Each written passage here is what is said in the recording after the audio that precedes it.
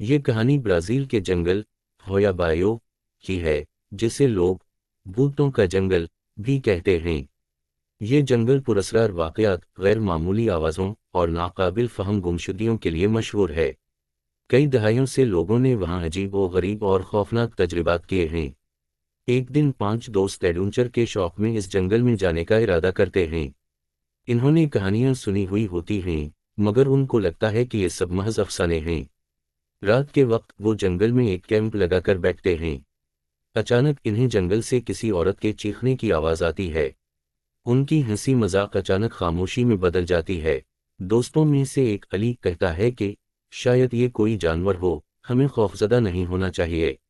लेकिन जैसे ही वो आगे बढ़ते हैं, इन्हें दरख्तों के दरमियान एक साया दिखाई देता है जो तेजी से हरकत कर रहा होता है। उनके कदम भारी होने लगते हैं और सबकी सांसें तेज हो जाती हैं।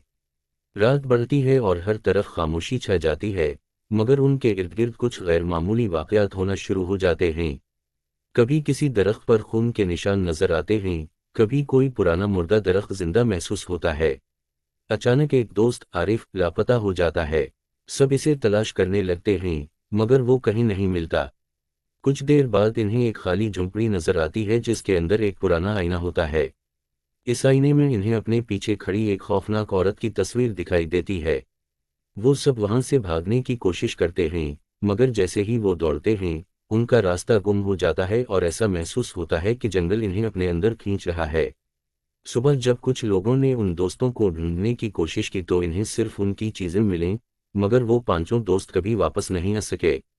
आज भी लोग कहते हैं कि होया बायो के जंगल में उन 5 दोस्तों की रूहें भटक रही हैं और रात के वक्त उनके चीखने की आवाज़ें सुनाई देती हैं।